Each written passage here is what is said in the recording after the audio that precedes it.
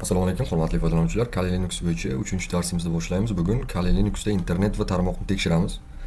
Eng muhim narsa bu. Oldingi darsda Kali Linuxni ishga tushirdik va tanishib chiqdik. Bugun internet ishlayaptimi, yo'qmi shuni tekshiramiz. Buning uchun terminalda ochamiz mana. Buni kattalashtiramiz. Demak, Ctrl P ustida bossak kattalashadi.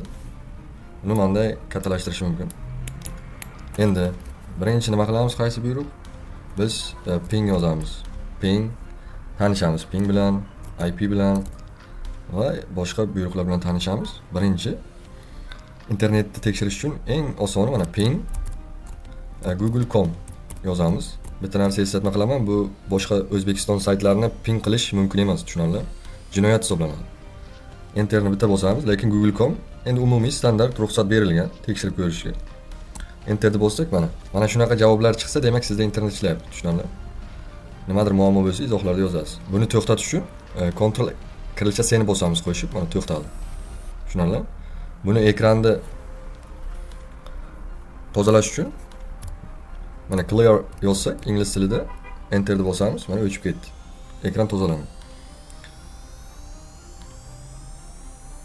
Demak, internet bizda ishlayapti. To'xtatishni bildik Ctrl S bilan. Agar ping ishlamay qolsa, masalan ping bunday tekshirish ham mumkin. Chuqurroq tekshiradi. Mana 4 ta 8 har birini orasida nuqta bor. Enterni bosamiz, mana ishlayapti. Ctrl S bossak to'xtaydi. Tushunarli? Endi clear qilamiz yana. Enterni bossak tozalanadi. Endi IP ni ko'ramiz, tushunarli? Masalan IP A yozsak, enterni bossak mana IP'lar chiqadi. Hamada shunaqa chiqishi kerak. Bu yerda IP adreslar, mana as null degan nima bor? Tarmoq nomi bu, tushunarli? Hali buni faqat ko'rib olishlaring mumkin. Keyin init degan narsa bo'lishi kerak bu yerda. Mana init, tushunarli mana. Mana shu yerda IP manzil bo'lsa, demak tarmoq qo'llangan hisoblanadi. Tushunarli? Endi biz yana ekran tozalashga o'rganib qoladi odam. Endi keyingi buyruqni yozamiz. Masalan if config buyrug'i. Enterni bossak, mana natija chiqdi. Bu nima desa? Mana bunda ham xuddi boyagidek IP adreslar, MAC adreslar chiqyapti. Tarmoq ma'lumotlari bo'ladi. Tushunarli? Tarmoq ma'lumotlari va sizda IP adresingiz chiqadi mana. Tushunarli? Mana shu Kali Linuxda. Aynan My Virtual Box'da o'rnatgan IP adres.